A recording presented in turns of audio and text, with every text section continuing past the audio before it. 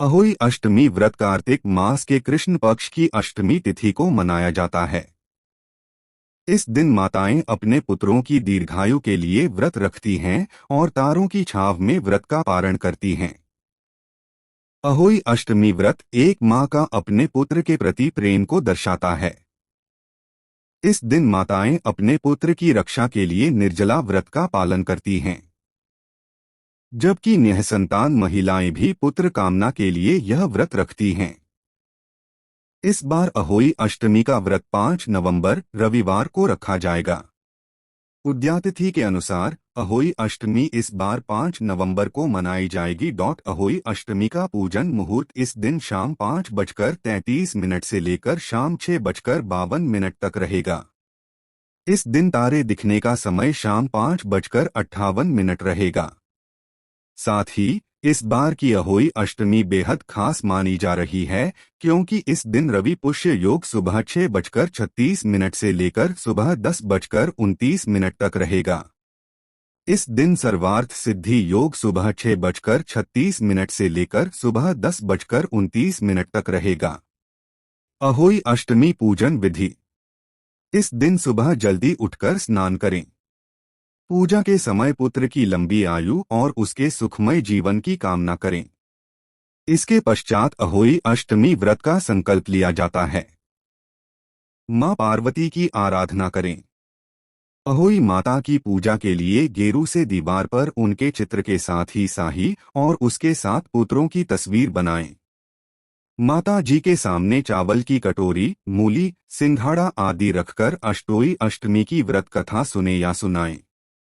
सुबह पूजा करते समय लोटे में पानी और उसके ऊपर करवे में पानी रखते हैं। इसमें उपयोग किया जाने वाला करवा भी वही होना चाहिए जिसे करवा चौथ में इस्तेमाल किया गया हो। शाम में इन चित्रों की पूजा करें।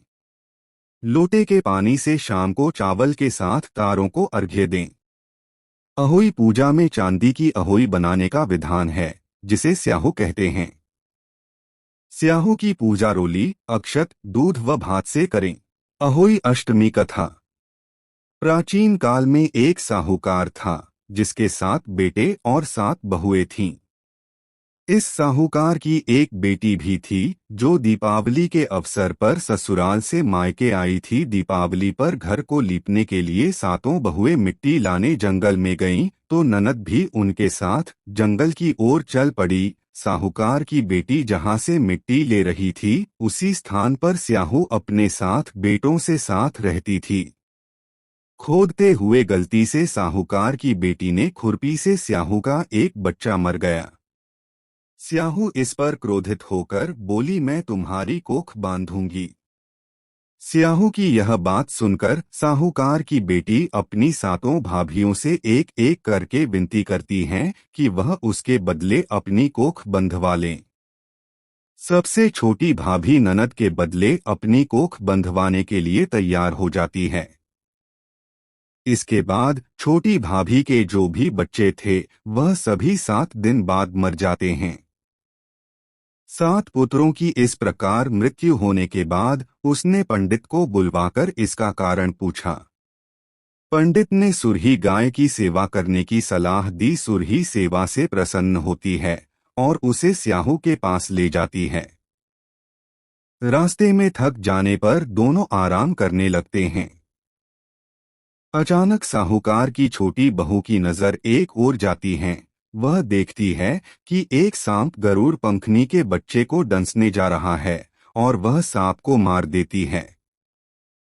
इतने में गरुड़ पंखनी वहां आ जाती है और खून बिखरा हुआ देखकर उसे लगता है कि छोटी बहू ने उसके बच्चे के मार दिया है। इस पर वह छोटी बहू को चोंच मारना शुरू कर देती है। छोटी बहू इस पर कहती है कि उसने तो उसके बच्चे की जान बचाई है। गरुड़ पंखनी इस पर खुश होती है और सुरही सहित उन्हें स्याहू के पास पहुंचा देती है। स्याहू छोटी बहू की सेवा से प्रसन्न होकर उसे 7 पुत्र और 7 बहुएं होने का आशीर्वाद देती है। स्याहू के आशीर्वाद से छोटी बहू का घर पुत्र और पुत्र की वधुओं से हरा भरा हो जाता है। अहोई अष्टमी का अर्थ एक प्रकार से यह भी होता है अनहोनी को होनी बनाना, जैसे साहूकार की छोटी बहू ने कर दिखाया था।